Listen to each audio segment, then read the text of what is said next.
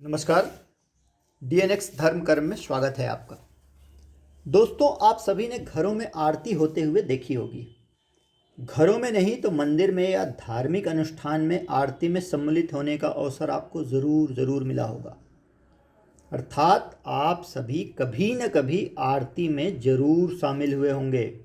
आरती अर्थात भक्तिपूर्वक आराधना। आइए जानते हैं आरती कितने प्रकार की होती है और इसका महत्व क्या है। दोस्तों, हम ईश्वर की आराधना यूं ही नहीं करते। हर कर्म का अपना धार्मिक महत्व है। ना सिर्फ धार्मिक महत्व वरन वैज्ञानिक कारण भी। हर धार्मिक कर्म के पीछे इसकी एक धार्मिकता और वैज्ञानिकता छुपी होती है। आज हम जानते हैं आरती के धार्मिक महत्व के बारे में विस्तार से। और हाँ, आरती के वैज्ञानिक महत्व की जानकारी के लिए आपको इस वीडियो के अंत तक बने रहना होगा। आइए जानें आरती कितने प्रकार की होती है और क्या है इसका अर्थ और कैसे करना चाहिए हमें ईश्वर की आराधना। आरती का अर्थ है पूरी श्रद्धा के साथ परमात्मा की भक्ति में डूब जाना।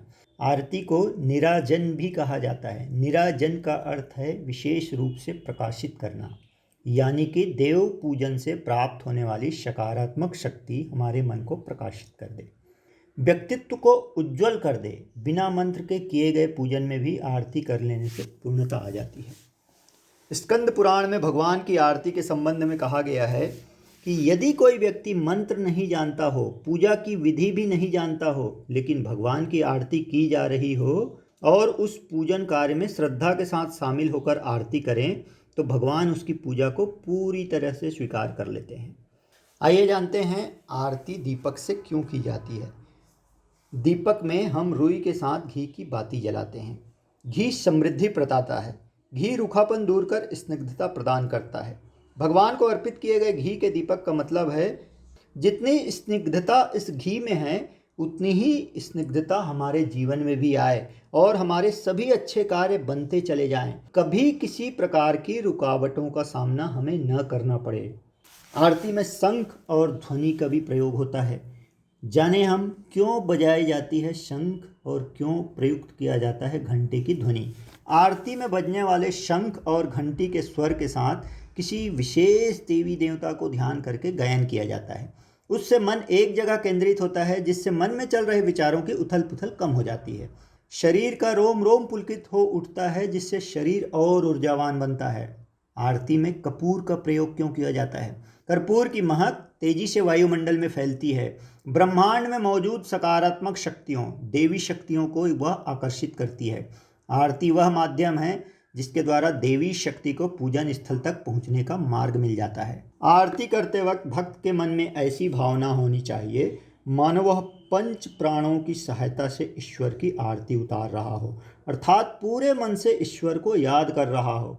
घी की ज्योति को आत्मा की ज्योति का प्रतीक मानना चाहिए।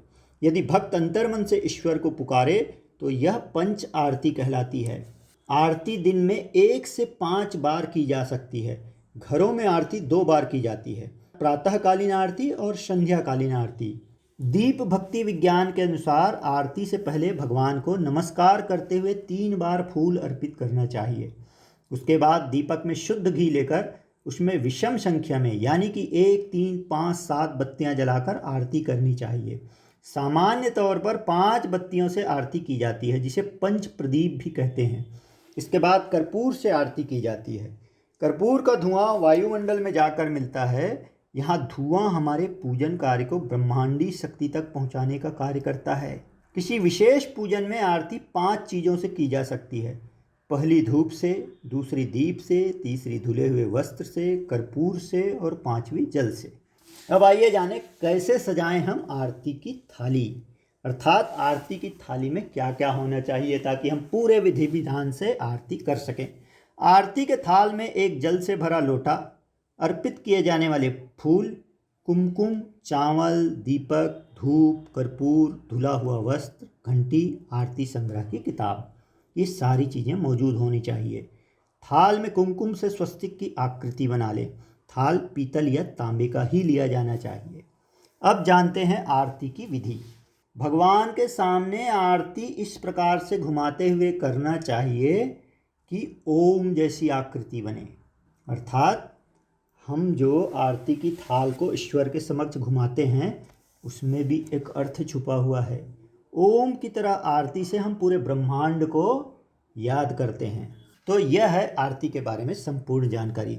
अब जानते हैं हम आरती का वैज्ञानिक महत्व क्या है।